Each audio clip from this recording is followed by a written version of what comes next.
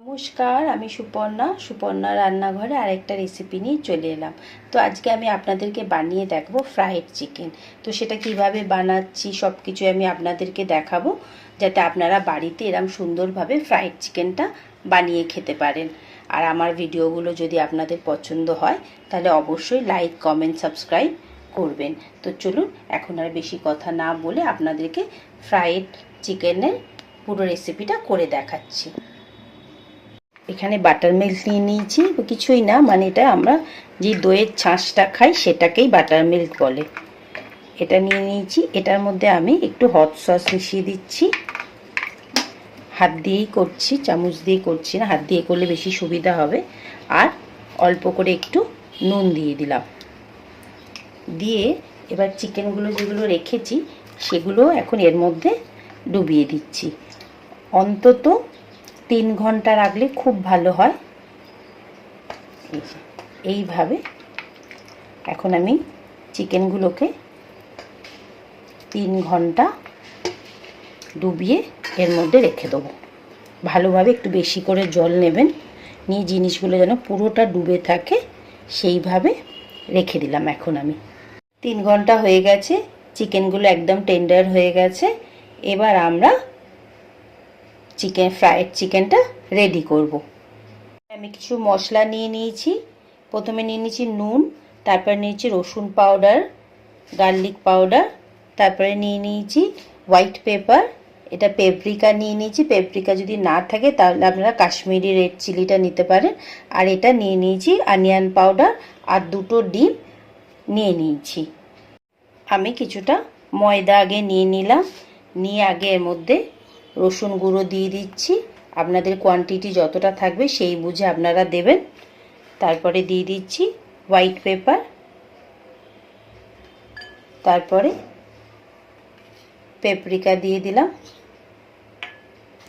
Next দিচ্ছি onion powder, এটাতে কিন্তু গুঁড়োই লাগবে, এখন তো বাজারে পাওয়াই যায়। আর দিয়ে দিলাম নুন। নুনটা আন্দাজ মতো দেবেন। দিয়ে প্রত্যেকটা জিনিসকে ভালো করে আগে মিক্স করে নিতে হবে। এইভাবে প্রত্যেকটা জিনিসকে এখন আগে আমি মিক্স করে নিচ্ছি। এক একটা করে চিকেন এইটার মধ্যে ভালোভাবে কোট করে নেব। এই যে মশলাগুলো মাখালাম এর মধ্যে এরমভাবে, যাতে প্রত্যেকটা জিনিসে লাগুক, এইভাবে ভালো করে লাগাতে হবে। হ্যাঁ, এটাই একদম খুব মানে ভাইটাল স্টেপ, যাতে ভালোভাবে সব মশলাগুলো চিকেনটার মধ্যে রাখবে। এবার এইভাবে দেখুন করে নিলাম। করে এইভাবে এখন আমি তুলে তুলে তুলে তুলে প্রত্যেকটা করে নিচ্ছি। এই যে, যাতে প্রত্যেকটা জায়গায় আমাদের ময়দাটা লাগে। এইভাবে এখন আমি প্রত্যেকটা করে নিচ্ছি। সব কটা চিকেনকে এইভাবে আগে প্রথম স্টেপটা আমি করে নিলাম। এবার সেকেন্ড স্টেপটা কি করব দেখাচ্ছি। 2টো ডিম নিয়ে নিচ্ছি আগে। আপনাদের কোয়ান্টিটি যেমন থাকবে কম বেশিটা আপনারা করে নেবেন। আমি এখানে অল্প একটুখানি আগে নুন দিয়ে দিচ্ছি, আন্দাজ মতো নুনটা দিয়ে দিলাম। দিয়ে এটাকে ভালো করে এখন আগে ফেটিয়ে নেব।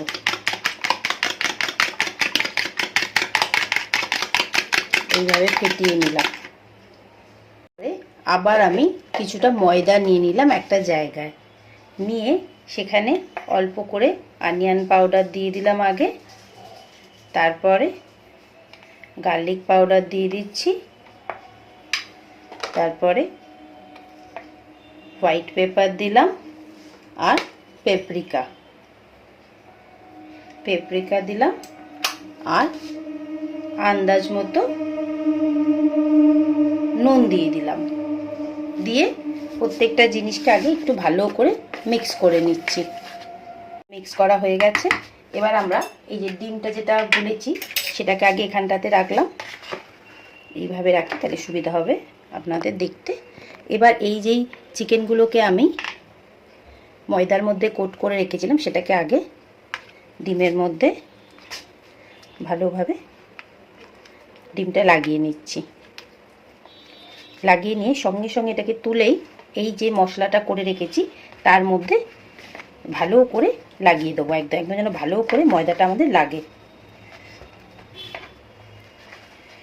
এই যে এইভাবে, এটা মানে আপনারা যদি চান একটা কৌটোর মধ্যে দিয়ে বা একটা প্লাস্টিক ব্যাগের মধ্যে দিয়ে নাড়াচাড়া করলেও ভালো হবে। আমি এখন কৌটোটা সামনে পেলাম না, তাই এটাকে ময়দাটাকে এইভাবে ভালো করে আমি লাগিয়ে নিচ্ছি। এই যে